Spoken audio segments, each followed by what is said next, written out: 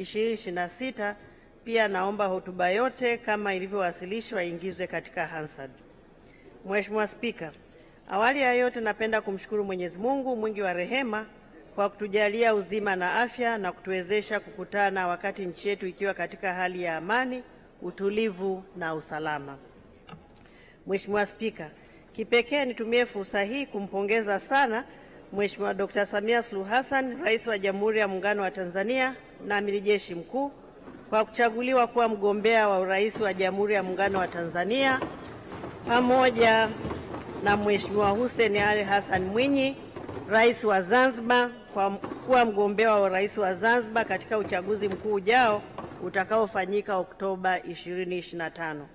Kuchaguliwa kwao ni kielelezo cha imani kubwa walionao wana CCM kwa viongozi hawa kutokana na uongozi wao mahiri na imara unaozingatia maslahi ya taifa. Nitumie fursa hii kuwaomba Watanzania wote kuendelea kuwaunga mkono na kuamini viongozi hawa kwa mustakabali wa maendeleo ya nchi yetu. Mheshimiwa Spika, nitumie pia fursa hii kumpongeza Mheshimiwa Dr. Emmanuel John Nchimbi, Katibu Mkuu wa CCM, kwa kuteuliwa kuwa mgombea mwenza wa nafasi ya urais ya Jamhuri ya Muungano wa Tanzania katika uchaguzi mkuu ujao. Mheshimiwa Dr. Nchimbi ni mwanadiplomasia na mwanasiasa mwenye uzoefu mkubwa ndani ya Chama cha Mapinduzi, ndani ya nchi na hata kimataifa. Mheshimiwa Spika, kwa kutambua kuwa huu ni mkutano wa mwisho wa bunge hili kabla ya uchaguzi mkuu mwezi Oktoba 2025, kwa unyenyekevu mkubwa napenda kumshukuru kwa dhati Mheshimiwa Dr. Samia Suluhu Hassan, Rais wa Jamhuri ya Muungano wa Tanzania na Amiri Jeshi Mkuu kwa kuniamini na kuniteua kuwa mbunge mwezi Septemba mwaka 2021 na kuniteua kuwa waziri wa Ulinzi na Jeshi la Kujenga Taifa mara mbili, na nikiwa mwanamke wa kwanza katika historia ya Jamhuri ya Muungano wa Tanzania tangu kupata uhuru. Hii ni heshima kubwa si kwangu tu, bali ni kwa wanawake wote wa Kitanzania, na ni dhamana kubwa kwangu ambayo nitaienzi siku zote za maisha yangu. Aidha, namshukuru pia kwa kuniteua kwa waziri wa mambo ya nje na ushirikiano wa Afrika Mashariki katika kipindi cha uongozi wake. Nawashukuru sana wote walioniamini, walionipa ushirikiano na kuniwezesha kutekeleza majukumu yangu. Wanawake, tusikubali kukatishwa tamaa na tusikate tamaa. Tuoneshe kwamba tunaweza pale tunapopewa nafasi. Pia ninamshukuru kwa kuendelea kuamini Dr. Faraji Kasidi Mnyepe kuwa Katibu Mkuu wa Wizara ya Ulinzi na Jeshi la Kujenga Taifa na Jenerali Jacob John Mkunda kuwa Mkuu wa Majeshi ya Ulinzi. Mheshimiwa Spika, kwa namna ya kipekee nampongeza Mheshimiwa Dr. Samia Suluhu Hassan, Rais wa Jamhuri ya Muungano wa Tanzania na Amiri Jeshi Mkuu, kwa kuimarisha Wizara ya Ulinzi na Jeshi la Kujenga Taifa na taasisi zake, hususan Jeshi la Ulinzi la Wananchi wa Tanzania, na kwa kuhakikisha kuwa taifa letu linaendelea kuwa na amani, ni imara na lenye utulivu na mshikamano. Vilevile napenda kuwashukuru Mheshimiwa Dr. Philip Isdori Mpango, Makamu wa Rais wa Jamhuri ya Muungano wa Tanzania, Mheshimiwa Dr. Hussein Ali Mwinyi, Rais wa Zanzibar na Mwenyekiti wa Baraza la Mapinduzi, Mheshimiwa Kassim Majaliwa Mbunge, Waziri Mkuu wa Jamhuri ya Muungano wa Tanzania, na Mheshimiwa Doto Mashaka Biteko, Naibu Waziri Mkuu na Waziri wa Nishati, kwa uongozi wao makini na kwa miongozo mbalimbali wanayonipatia katika kutekeleza majukumu wa wizara ninayoiongoza. Mheshimiwa Spika, napenda kukupongeza wewe binafsi Mheshimiwa Dr. Tulia Ackson Mwansasu, mbunge, kwa kuliongoza bunge kwa weledi na viwango vya hali ya juu. Vilevile nampongeza Mheshimiwa Musa Azam Zungu, Naibu Spika, pamoja na waheshimiwa wenye viti wa kamati za kudumu za bunge kwa kuendelea kuliongoza bunge hili kwa umakini na weledi. Pia nawashukuru mawaziri wenzangu, manaibu waziri, kwa wote kwa ushirikiano wanaonipatia katika kutekeleza majukumu yangu. Mheshimiwa Spika, napenda pia kutumia nafasi hii kuishukuru kwa dhati kamati ya kudumu ya Bunge ya Mambo ya Nje, Ulinzi na Usalama inayoongozwa na Mheshimiwa Vita Rashid Kawawa akisaidiwa na makamu mwenyekiti Mheshimiwa Vincent Paul Mbogo, pamoja na wajumbe wa kamati kwa maoni na ushauri wanaoendelea kutupatia, ikiwa ni pamoja na katika maandalizi ya bajeti hii ambayo ninaiwasilisha. Maoni yao na maelekezo yao tumeyazingatia na yametusaidia sana katika kuboresha makadirio ya bajeti ya mwaka wa fedha 2025/2026 ninayoiwasilisha hapa bungeni leo. Mheshimiwa Spika, ninaungana na wenzangu waliotangulia kutoa salamu za pole kwako, bunge lako tukufu, kwa kuondokewa na hayati David Cleopa Msuya aliyekuwa makamu wa kwanza wa rais na waziri mkuu mstaafu, marehemu Dr. Faustin Ndugulile aliyekuwa mbunge wa Kigamboni na mkurugenzi mteule wa Shirika la Afya Duniani Kanda ya Afrika, marehemu Profesa Philemon Sarungi aliyewahi kutumikia taifa letu katika nafasi mbalimbali ikiwa ni pamoja na waziri wa ulinzi na jeshi la kujenga taifa, marehemu Jaji Frederick Mwita Werema aliyewahi kuwa mwanasheria mkuu wa serikali, marehemu Balozi Juma Volta Mwapachu aliyewahi kuwa katibu mkuu wa Jumuiya ya Afrika Mashariki, na marehemu Bi Sifael Mushi, mwanamke aliyeshiriki katika tukio la kuchanganya udongo wa iliyokuwa Tanganyika na Zanzibar. Napenda kutoa pole kwa familia, ndugu, jamaa na Watanzania wote kwa kuondokewa na viongozi hawa. Mheshimiwa Spika, napenda pia kutumia fursa hii kutoa pole kwa Amiri Jeshi Mkuu, familia, ndugu na jamaa kufuatia vifo vya Jenerali David Bugozi Msuguri aliyewahi kuwa mkuu wa majeshi ya ulinzi, Meja Jenerali Martin Shiminzi Busungu na Meja Jenerali Charles Mbuge waliowahi kuwa wakuu wa jeshi la kujenga taifa, na wanajeshi wote waliopoteza maisha wakiwa kwenye misheni za ulinzi wa amani. Mwenyezi Mungu azilaze roho za marehemu pema peponi. Mheshimiwa Spika, kwa kutambua kuwa mwezi Oktoba mwaka 2025 kutakuwa na uchaguzi mkuu wa kumchagua rais, wabunge na madiwani, na kwa kuzingatia kazi kubwa iliyofanywa na serikali ya awamu ya 6 inayoongozwa na Mheshimiwa Dr. Samia Suluhu Hassan, Rais wa Jamhuri ya Muungano wa Tanzania na Amiri Jeshi Mkuu, naomba kutoa rai kwa Watanzania wote kujitokeza na kutimiza wajibu wao wa kikatiba na kuchagua viongozi watakaoendelea kuwaletea maendeleo pamoja na kudumisha ulinzi, amani, utulivu na usalama. Niwatakie kila laheri wote watakaogombea nafasi hizo. Hali ya ulinzi na usalama wa mipaka ya nchi yetu. Mheshimiwa Spika, katika mwaka wa fedha 2024/2025 hali ya mipaka yetu yenye urefu wa jumla ya kilomita 5923.41 ambayo inahusisha eneo la nchi kavu, anga na eneo la maji imeendelea kuwa shwari.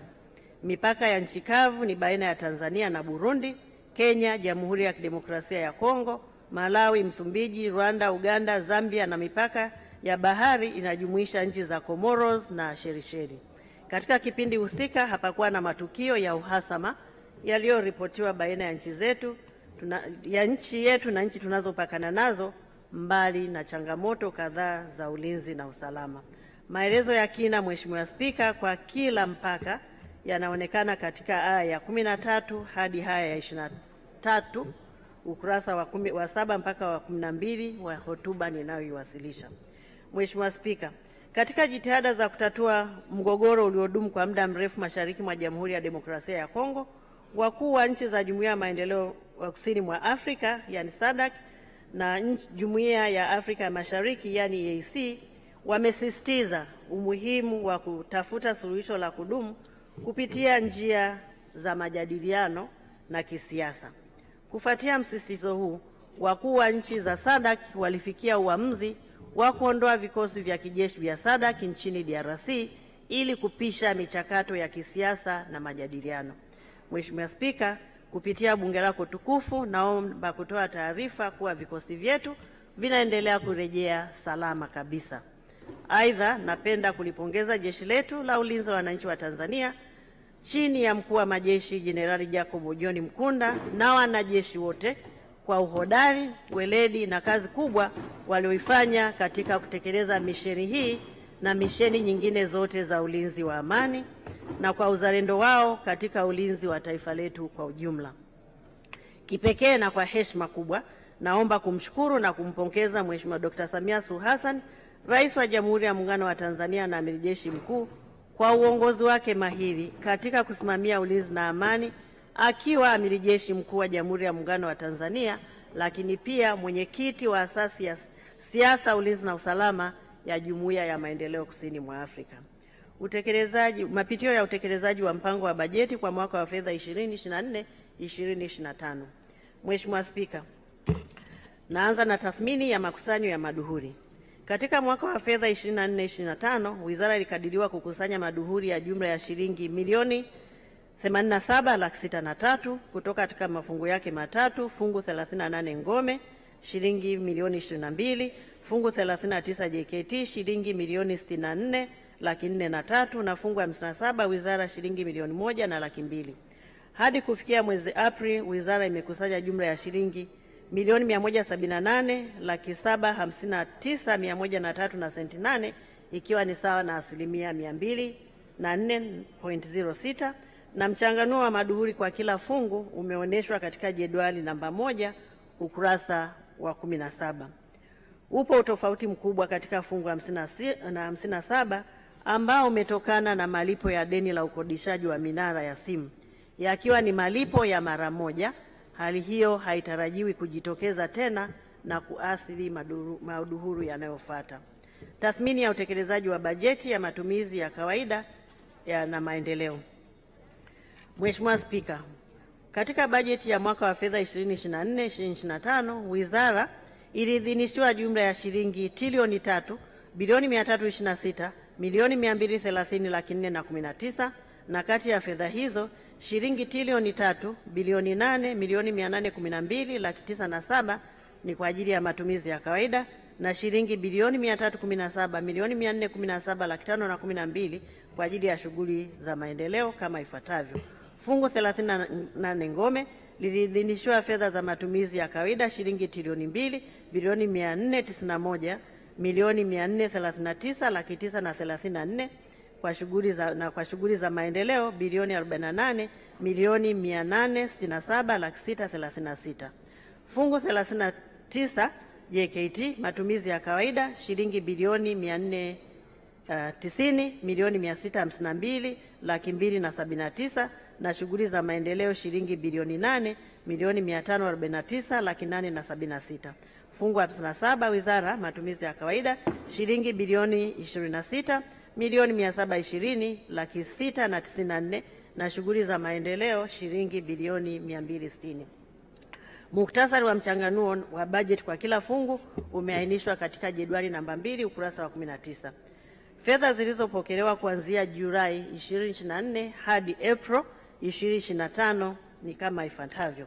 Hadi kufikia April 2025, wizara ilipokea jumla ya shilingi trilioni 2,257,552,583.97 ikiwa ni sawa na asilimia 78.3 ya bajeti iliyoidhinishwa, na kati ya fedha hizo shilingi trilioni 2,471,828,629 na senti 64 ikiwa ni sawa na asilimia 82.5 matumizi ya kawaida, na shilingi bilioni 133,523,954 na senti 33 sawa na asilimia 42 kwa shughuli za maendeleo. Kati ya kiasi hiki, fungu 38 ngome limepokea shilingi trilioni 2 bilioni 42,175,184,281.75 sawa na asilimia 81.99 kwa matumizi ya kawaida, na shilingi bilioni 12,363,521,537 na senti 7 sawa na asilimia 25.5 kwa shughuli za maendeleo. Fungu 39 JKT limepokea shilingi bilioni 407,035,433,833 na senti 3 sawa na asilimia 82.96 kwa matumizi ya kawaida, na maendeleo shilingi bilioni 8,549,876 sawa na asilimia 100 kwa shughuli za maendeleo. Na fungu 57 wizara limepokea bilioni milioni 40,410,514 na senti 86 sawa na 82.48% kwa matumizi ya kawaida, na shughuli za maendeleo bilioni 112 milioni 503 laki 126,416 na senti 63 sawa na 43.27%. Muhtasari wa mchanganuo wa mapokezi ya fedha kwa mafungu yote umeainishwa katika jedwali namba 3 ukurasa wa 21. Mheshimiwa Spika, katika kipindi cha kuanzia Julai 2024 hadi April 2025, fungu 57 wizara imepokea uhamisho wa fedha kiasi cha shilingi trilioni 1 bilioni 254 milioni 538 laki 7 na 35,667 kugharimia miradi ya maendeleo, na kati ya fedha hizo shilingi trilioni 1 bilioni 185 milioni 270 laki 693,919 zimetolewa kugharimia ununuzi wa zana na vifaa vya medani kwa matumizi ya Jeshi la Ulinzi la Wananchi wa Tanzania, na shilingi bilioni 65 milioni 268 41,751 na senti 6 kugharimia deni la kimkataba, na hivyo kufanya jumla ya bajeti ya fedha za maendeleo kuwa shilingi trilioni 1 bilioni 514 milioni 538 laki 735,667 kwa fungu 57. Wizara pia imepokea uhamisho wa fedha wenye jumla ya shilingi bilioni 103 milioni 92 29,422 na senti 93 kwa fungu 38 ngome kwa ajili ya kugharimia ununuzi wa zana na vifaa, na hivyo kufanya jumla ya fedha za maendeleo kuwa shilingi bilioni 151 milioni 959 laki 665,422.93 kwa fungu 38. Mheshimiwa Spika, vile fungu 38 ngome imepokea uhamisho wa fedha wenye jumla ya shilingi bilioni 133 milioni 668 laki 246,972 na senti 6 kwa matumizi mengineyo, na hivyo kufanya jumla ya fedha za matumizi mengineyo kuwa shilingi bilioni 242 milioni 971 laki 255 na 37.6. Fedha hizo zimetumika kugharimia operation maalum nchini Msumbiji, ununuzi wa mafuta na zana na vifaa vinavyotumika kwa ajili ya mazoezi ya medani, maadhimisho ya siku ya kumbukumbu ya mashujaa, malipo ya madeni ya matibabu, ununuzi wa mavazi pamoja na kugharimia chakula cha kuruti. Matumizi ya fedha za kawaida. Fedha zilizopokelewa kwa matumizi ya kawaida katika mwaka wa fedha 2024/2025 zimetumika kwa shughuli zifuatazo: matunzo ya zana za vifaa vya jeshi, kuratibu na kusimamia mafunzo mbalimbali ya kozi za kijeshi kwa maafisa na askari ndani na nje, kuwapatia wanajeshi mafunzo ya awali na kuwaendeleza katika taaluma mbalimbali za uongozi, kuwapatia vijana wa Kitanzania mafunzo ya awali ya kijeshi, ukakamavu, kuwajengea uzalendo na umoja wa kitaifa na stadi za kazi ili waweze kujitegemea, kutoa huduma za afya na tiba kwa maafisa, askari, watumishi wa umma na familia zao, vijana wa Jeshi la Kujenga Taifa na wananchi wanaoishi karibu na vituo vya afya vya jeshi, kutatua migogoro ya ardhi, kushirikiana na mamlaka za kiraia katika uokozi kwenye majanga mbalimbali na kulinda miradi ya kimkakati, kutoa stahili mbalimbali ikiwemo mishahara, malipo ya likizo kwa maafisa, askari na watumishi wa umma na kuwasafirisha wastaafu na mizigo yao, kuimarisha utawala bora na kuimarisha ushirikishwaji wa watumishi. Mafunzo na mazoezi ya kijeshi. Mheshimiwa Spika, katika mwaka wa fedha 2024/2025 wizara kupitia Jeshi la Ulinzi la Wananchi wa Tanzania imeendelea kutoa mafunzo mbalimbali ya kozi za kijeshi ndani na nje na mafunzo ya awali na ya kuwaendeleza wanajeshi katika taaluma mbalimbali za uongozi.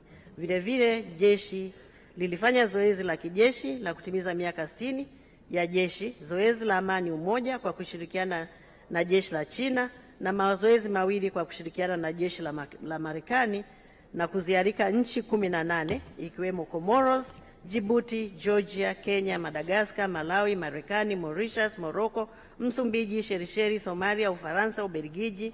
Aidha, Jeshi la Ulinzi la Wananchi wa Tanzania kupitia kamandi ya Jeshi la Wanamaji ilifanya zoezi la pamoja na Jeshi la Wananchi kutoka Jamhuri ya India liitwalo Africa India Key Maritime Engagement.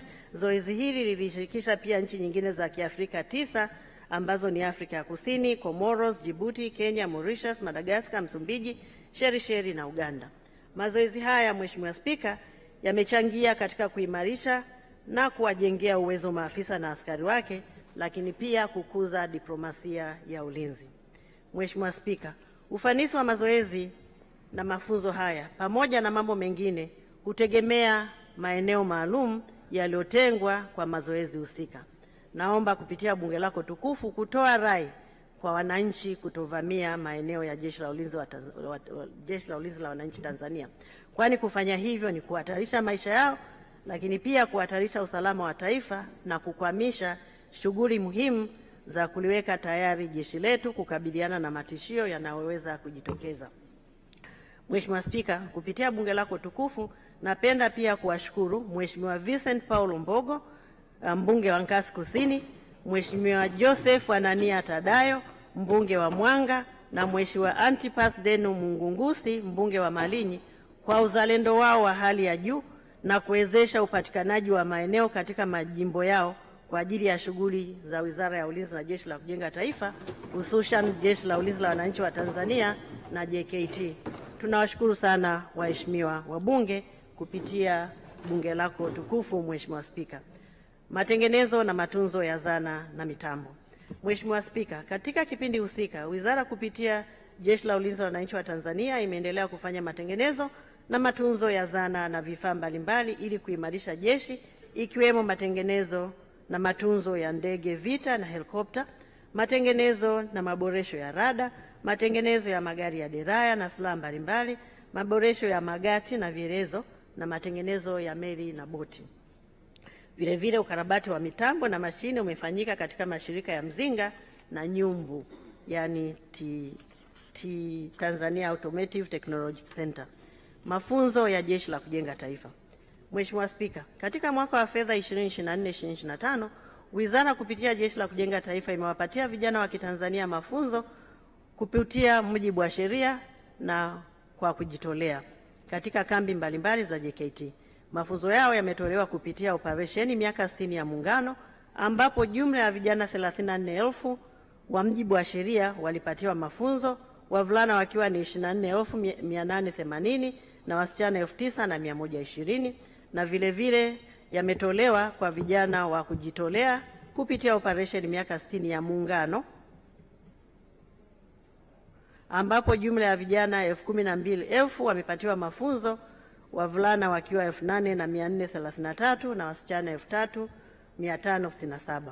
Mheshimiwa Spika, katika kuhakikisha kuwa wahitimu wote wa kidato cha 6 wanapata fursa ya kujiunga na mafunzo ya JKT, miundombinu ya makambi imeendelea kuboreshwa, ambapo hadi mwaka huu 2025 JKT imefikia uwezo wa kuchukua vijana 60,000 ikilinganishwa na uwezo wa kuchukua vijana 40,000 mwaka 2021. Hii ni fanikio kubwa, Mheshimiwa Spika. Vijana 20 kati ya 60 ni 30% ambao tumeweza kuipata ndani ya miaka minne ya uongozi wa Mheshimiwa Dr. Samia Suluhu Hassan. Aidha, mpango uliopo ni kuendelea kuboresha miundombinu na kufungua makambi mapya ili kulipa Jeshi la Kujenga Taifa uwezo wa kuchukua vijana 120,000 ifikapo mwaka 2031, na hivyo kuwezesha wahitimu wote wa kidato cha 6 kupata fursa ya kujiunga na Jeshi la Kujenga Taifa kwa mujibu wa sheria. Mheshimiwa Spika, napenda pia kutumia fursa hii kulitaarifu bunge lako tukufu pamoja na umma wa Tanzania kwamba mafunzo haya yameendelea kuwajengea uzalendo, ukakamavu, umoja wa kitaifa, kuwapatia stadi za kazi na maisha katika nyanja mbalimbali, ili wakimaliza mafunzo yao waweze kurejea katika jamii wakiwa raia wema, wakiwa wazalendo, wakiwa wenye uhodari na wenye uwezo wa kujitegemea na kulilinda taifa lao. Nitoe rai kwa vijana wote wanaopata fursa ya kupata mafunzo haya kuwa tayari kulitumikia taifa lao na kuzitumia stadi walizozipata kwa kujiajiri na kujitegemea. Mheshimiwa Spika, napenda pia kulitaarifu bunge lako tukufu kuwa kulingana na kifungu cha 3 kifungu kidogo cha 2B cha sheria ya Jeshi la Kujenga Taifa, sura 193 toleo la urekebu la mwaka 2002, JKT inatakiwa kutoa mafunzo kwa vijana ili kuwawezesha kuwa na sifa za kuandikishwa katika Jeshi la Ulinzi la Wananchi wa Tanzania. Aidha, kifungu cha 29 kifungu kidogo cha kwanza cha Sheria ya Ulinzi wa Taifa sura 192 toleo la urekebu la mwaka 2002 kinaainisha sifa za kuandikishwa katika Jeshi la Ulinzi la Wananchi wa Tanzania ambazo ni: kwanza, awe raia wa Tanzania, awe na tabia na mwenendo mzuri, awe na umri usiopungua miaka 18, awe na akili timamu, na pia awe amekizi vigezo vitakavyowekwa na mkuu wa majeshi kadri atakavyoona inafaa. Awe amekizi vigezo vitakavyowekwa na mkuu wa majeshi kadri atakavyoona inafaa. Aidha, kulingana na kifungu cha 148 kifungu kidogo cha Katiba ya Jamhuri ya Muungano wa Tanzania ya mwaka 1977 kama ilivyofanywa marekebisho mara kwa mara, Jeshi la Ulinzi la Wananchi wa Tanzania hupokea amri kutoka kwa Amiri Jeshi Mkuu na si vinginevyo. Na kifungu cha 5 cha Sheria ya Ulinzi wa Taifa kimeainisha maeneo ambayo Waziri wa Ulinzi na Jeshi la Kujenga Taifa amekasimiwa mamlaka na Amiri Jeshi Mkuu. Na tangu kuanzishwa kwake, Jeshi la Ulinzi wa Wananchi wa Tanzania hapo tarehe 1 Septemba mwaka 1964 limeendelea kutekeleza majukumu yake kwa umakini mkubwa. Hata pale palipotokea matishio hayo yaliweza kudhibitiwa kwa wakati na ipasavyo. Kupitia bunge lako tukufu, natoa shukrani za dhati kwa bunge, waheshimiwa wabunge na wananchi wote kwa kuendelea kuliamini na kulipa ushirikiano jeshi letu. Na aidha, kwa kutambua kuwa Jeshi la Ulinzi wa Tanzania ni chombo mahususi kwa shughuli mahususi ambazo zinahitaji weledi, umakini na uzalendo wa hali ya juu, nitoe rai kwetu sote kuendelea kuliamini, kulipa uhuru wa kutekeleza majukumu yake bila kuingiliwa, kwa kufuata matakwa ya Katiba ya Jamhuri ya Muungano wa Tanzania na Sheria ya Ulinzi wa Taifa na kanuni zake pamoja na sheria nyingine. Mheshimiwa Spika na waheshimiwa wabunge, mara nyingi nimekuwa nikisema Jeshi la Ulinzi wa Wananchi wa Tanzania ni chombo mahususi kwa shughuli mahususi, pengine na kwa sitoi ufafanuzi. Naomba nieleze kidogo. Wanajeshi huandikishwa na hawaajiriwi. Na mwanajeshi anapoandikishwa anakula kiapo. Anakula kiapo kuilinda mipaka ya nchi, anakula kiapo kulinda mamlaka, anakula kiapo kulinda uhuru, na anakula kiapo kulinda katiba na hata mapinduzi matukufu ya Zanzibar. Kwa muktadha huu, uandikishwaji wa vijana katika jeshi unatakiwa ufanyike kwa umakini wa hali ya juu na bila kuingiliwa na chombo chochote isipokuwa kufuata matakwa ya katiba na sheria iliyowekwa. Mheshimiwa Spika, kilimo cha mkakati. Wizara kupitia Jeshi la Kujenga Taifa imeendelea kutekeleza mpango mkakati wa kilimo unaolenga kuongeza uzalishaji na kutosheleza kwa chakula kwa vijana na kuipunguzia serikali gharama ya kulisha vijana wanaohudhuria mafunzo ya JKT na kuchangia katika usalama wa chakula wa taifa. Katika msimu wa kilimo cha mwaka 2023/24 kiasi cha tani 3,222 za mahindi na tani 1,002 za mpunga zilizalishwa. Kati ya kiasi hicho, tani 1,660 za mahindi na tani 1,002 za mpunga zimetumika kulisha vijana wanaohudhuria mafunzo ya JKT na tani 1,542 za mahindi zilizosalia zimechangia katika usalama wa chakula nchini. Aidha, wizara kupitia JKT imeendelea kushirikiana na Wizara ya Kilimo kupitia Taasisi ya Utafiti wa Kilimo Tanzania katika uendelezaji wa teknolojia na utafiti wa kilimo na uzalishaji wa miche ya michikichi ya kahawa, mbegu za mpunga na alizeti. Katika mwaka wa fedha 2024/2025 zimezalishwa tani 96 za mbegu za mpunga na tani 94 za mbegu za alizeti kwa ajili ya matumizi ya ndani, na ziada huuzwa kwa wananchi kwa bei nafuu. Matumizi ya ndani manake ndani ya JKT. Mafunzo ya Jeshi la Akiba. Wizara kupitia Jeshi la Ulinzi la Wananchi wa Tanzania imeendelea kutoa mafunzo ya Jeshi la Akiba katika mikoa yote ya Tanzania. Katika mwaka wa fedha 2024-2025, jumla ya wananchi 14,803 walihitimu mafunzo hayo, wanaume wakiwa ni 12,203 na wanawake wakiwa ni 2,600. Lengo la mafunzo hayo ni kuelimisha wananchi kuhusu umuhimu wa ulinzi na kuwajengea uwezo wahitimu kulilinda na kulitumikia taifa lao. Niwapongeze wahitimu wote na kuwataka waendelee kuviishi viapo vyao vya kulinda raia, kutetea uhuru na uchumi wa nchi na kutii sheria. Mafunzo haya yamefanyika kwa kushirikiana na ofisi ya TAMISEMI, ofisi ya Rais. Nitoe shukrani za dhati kwa Mheshimiwa Mohamed Mchengerwa Mbunge, Waziri wa Nchi, Ofisi ya Rais, Tawala za Mikoa na Serikali za Mitaa, na timu yake nzima kwa ushirikiano wanaotupatia katika kutekeleza jukumu hili muhimu sana. Na niwaombe kwa dhati kabisa waendelee kutoa kipaumbele katika kutenga bajeti ili kuwezesha mafunzo haya muhimu kwa taifa letu kufanyika. Wizara ya Ulinzi kupitia vyombo vyake hutoa mafunzo, lakini mafunzo haya hutakiwa kugharimiwa na bajeti iliyotengwa TAMISEMI. Kwa hiyo niwaombe tuendelee kutoa kipaumbele.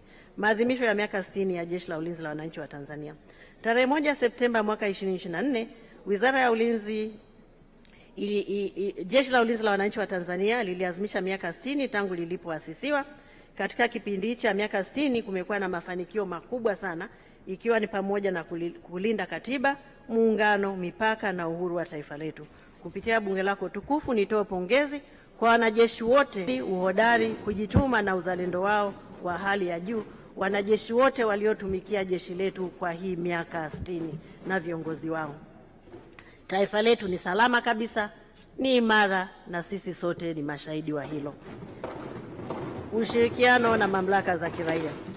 Mheshimiwa Spika, wizara imeendelea kushirikiana na mamlaka za kiraia katika shughuli mbalimbali zikiwemo kutoa misaada wakati wa majanga na maafa, ambako kwa mwaka 2024-2025 wizara ishiriki katika uokoaji huko Kariakoo, Dar es Salaam kufuatia maporomoko ya jengo, uokoaji wakati wa mafuriko Rufiji na Morogoro, na uokoaji wakati wa maporomoko ya matope huko Hanang'. Aidha, wizara kupitia Jeshi la Ulinzi la Wananchi wa Tanzania imeendelea kushiriki katika ulinzi wa miradi ya kimkakati, na maelezo ya kina yanaonyeshwa katika ukurasa wa 45 aya 45, ukurasa wa 35 mpaka 36. Utatuzi wa migogoro. Kupitia mpango wa wizara wa kutatua migogoro, wizara imeendelea kutatua migogoro ya ardhi, ambapo migogoro yote inayojulikana imetatuliwa kwa kuhuisha mipaka, kupima maeneo, kufanya uthamini na kulipa fidia katika baadhi ya maeneo. Kwa mwaka wa fedha 2024-2025, kiasi cha shilingi bilioni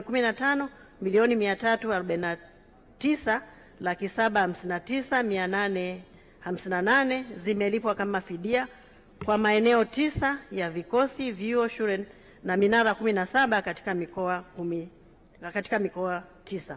Taarifa kamili kuhusu maeneo ambayo mipaka imeuishwa, ardhi imepimwa na fidia imelipwa inaonyeshwa katika jedwali namba 4 ukurasa wa 43 mpaka ukurasa wa 45.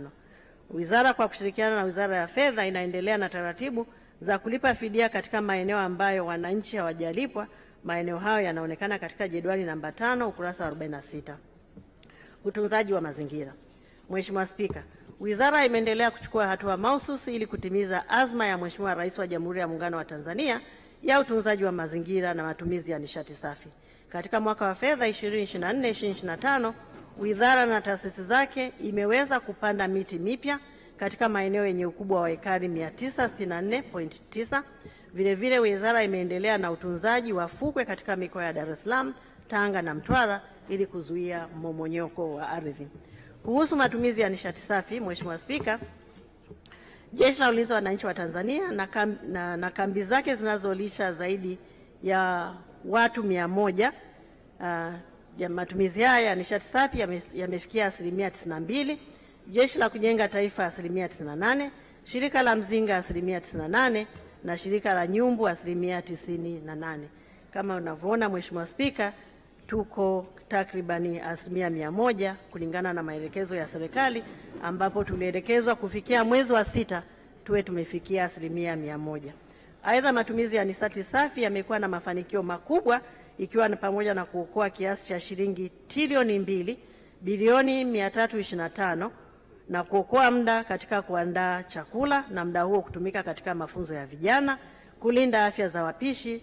Na aidha, matumizi ya nishati safi yamekuwa shamba darasa kwa vijana wa JKT. Kupitia bunge lako tukufu, napenda nitoe shukrani kwa ushirikiano mkubwa tunaopata kutoka Wakala wa Misitu Tanzania, Wakala wa Nishati Vijijini katika kuisaidia wizara kutekeleza shughuli za utunzaji wa mazingira. Na kipekee nitoe shukrani na pongezi kwa Mheshimiwa Rais wa Jamhuri ya Muungano wa Tanzania Dr. Samia Suluhu Hassan kwa maono yake mapana na kusimamia kwa dhati ajenda ya nishati safi ambayo imekuwa na mafanikio makubwa. Fedha za matumizi ya maendeleo kwa mwaka wa fedha 2024/25 wizara imeweza kutumia fedha za maendeleo ambazo nimekwisha zieleza na kuzitaja kwa kutekeleza yafuatayo. Nimemaliza kutekeleza yaliyofanywa kwa kutumia fedha za matumizi ya kawaida. Kwa matumizi ya maendeleo yaliyofanyika ni kugharimia malipo ya mikataba mbalimbali ya ununuzi wa zana na vifaa kwa matumizi ya jeshi. Katika kutekeleza jukumu hili, wizara imezingatia ushauri uliotolewa na bunge lako tukufu wakati nikiwasilisha hotuba mwaka jana kwamba twende na mahitaji ya teknolojia ya kisasa na kuimarisha utafiti. Tunashukuru sana kwa ushauri huo na tumeuzingatia. B, kugharimia mikataba ya mafunzo na matengenezo ya ndege, vita na helicopters pamoja na mafunzo ya marubani, kugharimia utafiti na uishaji wa silaha, zana na vifaa jeshini, kugharimia uboreshaji wa minara ya mifumo ya mawasiliano na kuendelea kujenga miundombinu mbalimbali ikiwa ni pamoja na magara, makao makuu ya ulinzi wa taifa, ujenzi wa hospitali kuu ya rufaa ya jeshi Msalato Dodoma, makazi ya washiriki wa kozi chuo cha taifa cha ulinzi, bweni la askari Kapela wanawake Monduli, makao makuu ya kamandi ya jeshi, makazi ya maafisa na askari na shule ya polisi jeshi. Pia zimetumika kugharimia ununuzi wa mazao ya msingi, kugharimia shughuli za utafiti wa viwanda vya kijeshi kupitia shirika la Nyumbu na Mzinga, na ujenzi wa mahanga ya vijana katika makambi mbalimbali ya JKT na viteule, na kugharimia shughuli za ufuatiliaji na tathmini ya miradi. Mheshimiwa Spika, shirika la Nyumbu Tanzania Automotive Technology Center. Katika kipindi husika, shirika la Nyumbu limeendelea kutekeleza majukumu yake ya msingi kama yalivyoainishwa katika aya ya 62 ukurasa wa 55.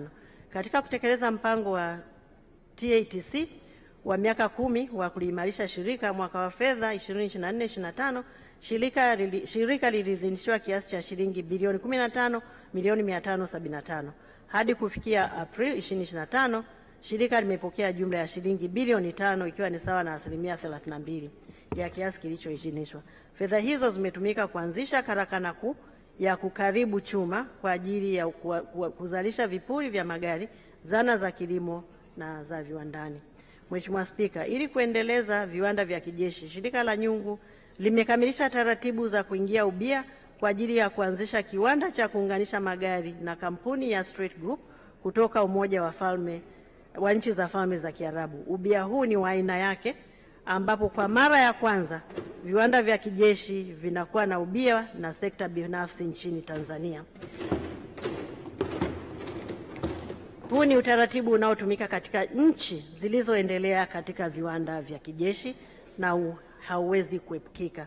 Historia imeandikwa na Dr. Samia Suluhu Hassan, Rais wa Jamhuri ya Muungano wa Tanzania na Amiri Jeshi Mkuu. Manufaa yatakayopatikana kutokana na ubia huu wa kimkakati ni kuongeza mitaji, kuongeza ajira, kupata teknolojia na kuimarisha uwezo wa kuunda magari ya deraya na ya kiraia kwa matumizi ya ndani na kuuza nje. Shirika la Mzinga. Mheshimiwa Spika, shirika la Mzinga limeendelea kutekeleza majukumu yake ya msingi kama ilivyoainishwa katika aya ya 66 ukurasa wa 58, na katika mwaka wa fedha shirika liliidhinishiwa kiasi cha shilingi bilioni 6, ambapo hadi kufikia 2025 shirika limepokea shilingi bilioni 2 sawa na 33.33% kwa ajili ya ununuzi wa zana na mashine zitakazotumika katika uzalishaji wa mazao ya msingi. Mheshimiwa Spika, ili kujiimarisha katika viwanda vya kijeshi, Wizara kupitia shirika la Mzinga imeendelea na maandalizi ya kuanzisha kiwanda kipya cha uzalishaji wa mazao ya msingi Mzinga 2. Utekelezaji wake utawezesha shirika kutumia teknolojia ya kisasa na hivyo kuongeza ufanisi na upatikanaji wa uhakika wa mazao ya msingi kwa matumizi ya ndani na ziada kuuzwa nje na kuongeza mapato ya shirika ya serikali na kuchangia katika upatikanaji wa fedha za kigeni. Shirika la uzalishaji mali SUMA JKT. Shirika limeendelea kuchangia gharama za kuendesha shughuli za malezi ya vijana ikiwa ni pamoja na ukarabati miundombinu, kutoa mitambo katika skimu za umwagiliaji wa kilimo cha mkakati na kutoa mafunzo ya vitendo. Mwaka wa fedha 2025/26 shirika limepanga kujenga mabweni 14 yenye uwezo wa kuchukua vijana 1120 ambayo yatagharimu jumla ya shilingi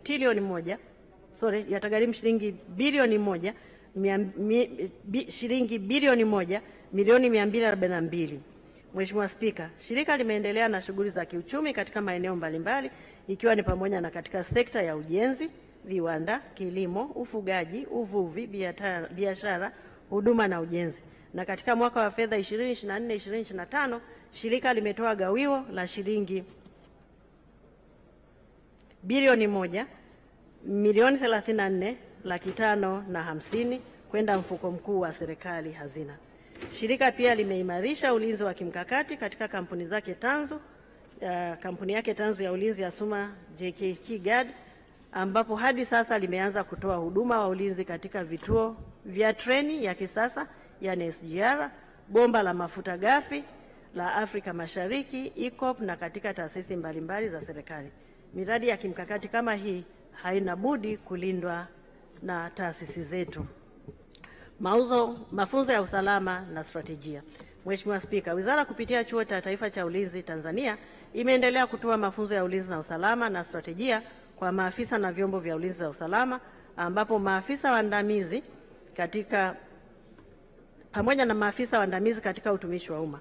Mwaka wa fedha 2024/2025 washiriki 61 wamehudhuria kozi ndefu, washiriki 150 wamehudhuria kozi fupi. Mafunzo haya yamekuwa na mafanikio makubwa kwa washiriki wa kozi kwa kuwawezesha kupata maarifa juu ya ulinzi na usalama wa taifa, kisera na kistrategia. Mafunzo haya yanahusisha pia washiriki kutoka nchi rafiki, na katika kipindi husika mafunzo yametolewa kwa washiriki kutoka Afrika ya Kusini, Burundi, Eswatini, Ethiopia, India, Kenya, Malawi, Misri, Namibia, Nigeria, Rwanda, Sierra Leone, Uganda, Zambia na Zimbabwe. Ushirikiano wa kiulinzi kimataifa. Mheshimiwa Spika, Wizara kupitia taasisi zake ikiwa ni pamoja na Jeshi la Ulinzi la Wananchi wa Tanzania imeendelea kushirikiana na nchi rafiki katika masuala ya ulinzi katika maeneo mbalimbali ikiwemo mafunzo, mazoezi, misaada ya kitaalamu, zana na vifaa. Vile vile ushirikiano umeimarishwa baina ya Jamhuri ya Muungano wa Tanzania na Umoja wa Mataifa, Umoja wa Afrika, Jumuiya ya Maendeleo Kusini mwa Afrika na Jumuiya ya Afrika Mashariki katika mafunzo, mazoezi, ubadilishanaji wa wataalamu na operesheni mbalimbali. Nchi hizo ni pamoja na Afrika ya Kusini, Angola, Algeria, Brazil, Bangladesh, Botswana, Burundi, Canada, Komoro, Ethiopia, Falme za Kiarabu, Finland, Ghana, Hispania, India, Indonesia, Israel, Jamhuri ya Watu wa China, Jordan, Kenya, Malawi, Marekani, Misri, Morocco, Msumbiji, Nigeria, Oman, Kuwait, Pakistan, Rwanda, Sri Lanka, Sweden, Ufaransa, Uganda, Uholanzi, Uingereza, Ujerumani, Urusi, Uturuki, Uswizi, Zambia na Zimbabwe. Mheshimiwa Spika, napenda kupitia bunge lako tukufu kutoa shukrani kwa nchi hizi na washirika hawa wa maendeleo, taasisi na mashirika ya kimataifa kwa ushirikiano mkubwa wanaotupatia. Ushiriki katika ulinzi wa amani. Wizara kupitia Jeshi la Ulinzi la Wananchi wa Tanzania limeendelea kushirikiana na jumuiya za kimataifa na kikanda katika operesheni za ulinzi wa amani. Kwa sasa linaendelea kuwa na vikosi vya ulinzi wa amani katika nchi za Jamhuri ya Demokrasia ya Kongo, Jamhuri ya Afrika ya Kati, Lebanon chini ya misheni za Umoja wa Mataifa. Vile vile Wizara kupitia Jeshi la Ulinzi la Wananchi wa Tanzania imeshiriki katika misheni ya amani ya Jamhuri ya Kidemokrasia ya Kongo kupitia Jumuiya ya Maendeleo Kusini mwa Afrika ambayo nimekushaeleza kamba imefikia ukingo wake mwezi Machi. Ushiriki wa Jeshi la Ulinzi la Wananchi wa Tanzania katika operesheni za ulinzi wa amani umeiwezesha nchi yetu kujenga uwezo, kuimarisha diplomasia ya ulinzi na kutimiza matakwa ya Umoja wa Mataifa, jumuiya za kikanda ya kushiriki katika ulinzi wa amani kimataifa na kikanda kama tulivyosaini mikataba mbalimbali. Mheshimiwa Spika, mafanikio haya makubwa niliyoeleza katika hotuba hii yametokana na dhamira ya dhati ya Mheshimiwa Dr. Samia Suluhu Hassan, Rais wa Jamhuri ya Muungano wa Tanzania na Amiri Jeshi Mkuu, kuimarisha Wizara ya Ulinzi na taasisi zake na kuimarisha ulinzi na amani ya taifa letu. Ushiriki katika michezo. Katika mwaka wa fedha 2024, wizara na taasisi zake imeshiriki michezo mbalimbali ikiwemo Shimiwi iliyofanyika mwezi Oktoba na ikiwemo michezo ya Mei Mosi iliyofanyika mwezi Oktoba mwaka 24 na michezo ya Mei Mosi iliyofanyika mwezi Mei mwaka 25, michezo ya mashirika ya umma na makampuni binafsi yaliyofanyika mwezi Novemba.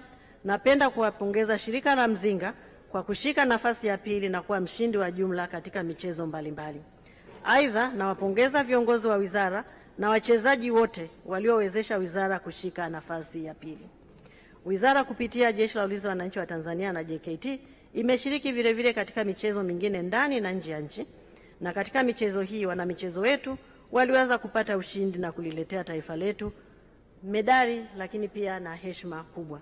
Napenda kutumia fursa hii kuwapongeza washindi wote walioshinda katika michezo hii, ikiwa ni pamoja na Sajin Alphonse Simbu aliyepata medali ya fedha katika mbio za maarufu duniani za riadha Boston Marathon, Kopro Magdalena Shauri aliyepata medali ya dhahabu katika mashindano ya michezo ya majeshi kwa nchi za Afrika, Private Joseph Panga aliyepata medali ya fedha katika mashindano ya mbio za nyika, Private King Lucas Mwajobaga aliyeibuka na ubingwa katika mashindano ya ngumi za kulipwa, Private Yusufu Changalawe aliyeiwakilisha Tanzania katika mashindano ya Olympic, na mshindi wa mashindano ya michezo ya majeshi wa Afrika wa nchi za Afrika na timu ya JKT Queens iliyoibuka na ubingwa katika mashindano ya ukanda wa Afrika Mashariki na Kati SEKAFA. Vile vile nawapongeza Brigedia Jenerali Hassan Rashid Mabena kwa kuteuliwa kuwa mjumbe wa kamati ya maandalizi ya mashindano ya AFCON yanayotarajiwa kufanyika hapa nchini kwetu mwaka 2027. Na Meja Jenerali Mohamed Haruna Kasui aliyechaguliwa kuwa rais wa kamati ya ufundi wa mpira wa kikapu wa Baraza la Michezo ya Majeshi ya Dunia na kuwa Mtanzania na Mwafrika wa kwanza kushika nafasi hiyo tangu mwaka 1948 baraza hili lilipoanzishwa. Ni heshima kubwa na ni matokeo ya kazi ya diplomasia inayofanywa na Mheshimiwa Rais wetu. Makadirio na makusanyo ya maduhuri kwa mwaka wa fedha 2025-2027. Mheshimiwa Spika, katika mwaka wa fedha 2025-2026 wizara inatarajiwa kukusanya maduhuri ya jumla ya shilingi milioni 27,603,000 kutoka mafungu yake matatu: ngome shilingi milioni 22, JKT shilingi milioni 64,403,000 na wizara shilingi milioni 1,200,000. Na taarifa ya kina inaonekana katika jedwali namba 6 ukurasa wa 69. Matumizi ya kawaida na maendeleo. Katika mwaka wa fedha 2025-2026 serikali inatarajia kutenga jumla ya shilingi trilioni 3 bilioni 645 milioni 912 laki 947 kwa ajili ya matumizi ya kawaida na shughuli za maendeleo. Kati ya fedha hizo, shilingi trilioni 3 bilioni 327 milioni 115 laki 385 ni kwa ajili ya matumizi ya kawaida na shilingi bilioni 318 milioni 797 laki 562 kwa ajili ya shughuli za maendeleo. Fungu 38 ngome inatarajiwa kutengewa shilingi trilioni 2 bilioni 733 milioni 729 milioni naomba nirudie Mheshimiwa Spika. Fungu 38 ngome inatarajiwa kutengewa shilingi trilioni 2 bilioni 733 milioni 723 laki 204 kwa matumizi ya kawaida na shilingi bilioni 48 milioni 867 laki 636 kwa shughuli za maendeleo. Fungu 39 JKT inatarajiwa kutengewa bilioni 567 milioni 23 laki 845 matumizi ya kawaida na shilingi bilioni 9 milioni 929,926 kwa shughuli za maendeleo. Fungu 57 wizara inatarajiwa kutengewa shilingi bilioni 26,362,336 kwa matumizi ya kawaida na shilingi bilioni 260 kwa shughuli za maendeleo. Mchanganuo unaonyeshwa katika jedwali namba 7 ambalo lipo ukurasa wa 70. Mheshimiwa Spika, shughuli zinazokusudiwa kutekelezwa katika mwaka wa fedha 2025/26 zitazingatia maeneo ya kipaumbele yafuatayo: kwanza, kuendelea kuliimarisha jeshi kwa zana, vifaa vya kisasa na rasilimali watu; kuendelea kuweka mazingira mazuri ya utendaji kazi ikiwemo ustahili, makazi, mafunzo, matengenezo ya vifaa na huduma bora za afya; kuendelea kuimarisha miundombinu katika kambi, vikosi na shughuli za jeshi; kuendelea kuimarisha uwezo wa Jeshi la Kujenga Taifa kwa kuboresha miundombinu ili liweze kuchukua vijana wengi zaidi; kuendelea kuimarisha Jeshi la Akiba; kuendelea kuilinda miradi ya kimkakati kwa maslahi mapana ya taifa na kushirikiana na mamlaka za kiraia kadri itakavyohitajika; kuimarisha mashirika na taasisi za utafiti wa masuala ya kijeshi; kuimarisha viwanda vya kijeshi na kuanzisha viwanda vipya kwa kushirikiana na sekta binafsi; kuimarisha ushirikiano na Umoja wa Mataifa, Umoja wa Afrika, jumuiya za kikanda na nchi mbalimbali, na hivyo kuimarisha diplomasia ya diplomasia ya ulinzi; kuendelea kutoa mafunzo ya ulinzi na stratejia na kuendelea kuimarisha mafunzo ya utawala bora na huduma kwa watumishi. Shukrani. Mheshimiwa Spika, kabla sijahitimisha hotuba yangu, napenda kutumia fursa hii kuwashukuru viongozi na watendaji wa wizara na taasisi zake kwa ushirikiano wanaonipatia, kazi kubwa wanaoifanya na michango yao madhubuti iliyowezesha kutekeleza mpango wa bajeti wa mwaka 2024/25 kwa mafanikio na maandalizi na makadirio ya mapato na matumizi ya wizara kwa mwaka wa fedha 2025/26 ninayoiwasilisha. Napenda kumshukuru Dr. Faraji Kasidi Mnyepe, Katibu Mkuu wa Wizara ya Ulinzi na Jeshi la Kujenga Taifa; Jenerali Jacob John Mkunda, Mkuu wa Majeshi ya Ulinzi; Luteni Jenerali Salum Haji Othman, Mnadhimu Mkuu wa Jeshi; Meja Jenerali Rajabu Nduku Mabere, Mkuu wa Jeshi la Kujenga Taifa; wakuu wa kamandi wote, wakuu wa mashirika, wakuu wa idara na vitengo, wakuu wa matawi, wakuu wa vyuo, shule na vikosi vya jeshi. Vile vile na washukuru maafisa, askari na watumishi wa umma wote kwa ushirikiano wanaonipatia. Mafanikio tuliyoyapata ni kutokana na bidii, nidhamu na kujituma kwao. Mwenyezi Mungu awabariki na muendelee kulilinda taifa letu. Mheshimiwa Spika, napenda pia kulishukuru bunge lako tukufu, wizara na taasisi zote na wananchi wote kwa ushirikiano wanaotoa kwa Wizara ya Ulinzi na Jeshi la Kujenga Taifa na taasisi zake katika ulinzi wa nchi yetu. Ni matumaini yangu kuwa tutaendelea kushirikiana zaidi kwa manufaa ya taifa letu. Napenda pia kuishukuru familia yangu kwa uvumilivu na upendo wao mkubwa unaoniwezesha kutekeleza majukumu yangu kwa utulivu na kwa kujiamini. Nawashukuru sana pia viongozi wa dini kwa kuendelea kuliombea taifa letu, kumwombea rais wetu, kuwaombea viongozi wetu mbalimbali. Si kawaida muumini kuwaombea viongozi wa dini, lakini naomba na mimi niwaombee viongozi wetu wa dini, muendelee kuwa na afya njema na muendelee kuimarisha amani na mshikamano. Kipekee nimshukuru Baba Paroko Bonaventure Kamuri, Baba Paroko Andres Buhembo, Baba Paroko Onesmo Shingerwa na Sheikh Nuru Zaidi Hamis, hao wote ni kutoka wilaya ya Mwagu mkoani Mwanza, kwa kuwa na mimi siku ya leo. Asanteni sana. Kipekee na kwa heshima namshukuru Mheshimiwa Rais Dr. Samia Suluhu Hassan, Rais wa Jamhuri ya Muungano wa Tanzania na Amiri Jeshi Mkuu, kwa kuniamini na kuniteua katika nafasi hii adhimu, na kwa uongozi wake mahiri, maono yake mapana, na kuhakikisha kuwa wizara na taasisi zake tunaweza kutekeleza majukumu yetu kwa ufanisi. Nchi yetu inaendelea kuwa imara na yenye amani na utulivu. Napenda kukushukuru wewe binafsi na mawaziri wenzangu na wabunge wote kwa kunisikiliza. Niwatakie nyote mafanikio katika uchaguzi mkuu, na niendelee kutoa wito kwa Watanzania wote kujitokeza na kutumia haki yao ya kikatiba kushiriki ipasavyo katika uchaguzi mkuu wa kuchagua viongozi watakaoendelea kudumisha amani, utulivu na kuliletea maendeleo taifa letu. Kwa kutambua kazi kubwa iliyofanywa na Mheshimiwa Dr. Samia Suluhu Hassan, ni dhahiri kuwa kila mmoja wetu anayo sababu ya kumpa nafasi ya kuendelea kuliongoza taifa letu na kuliletea maendeleo zaidi.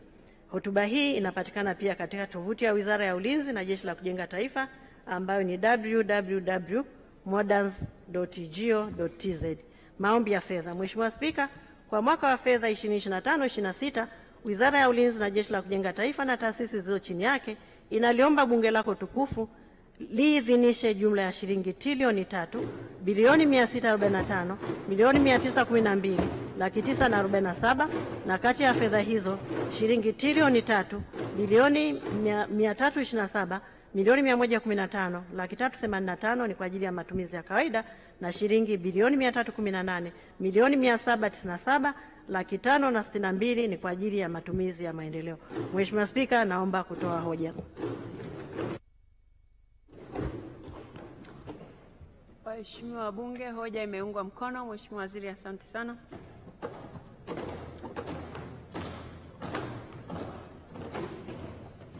Sasa kama ilivyo ada, nimwite mwenyekiti wa kamati ya kudumu ya Bunge ya mambo ya nje, ulinzi na usalama, na kwa niaba yake Mheshimiwa Zahor Mohamed Haji anakuja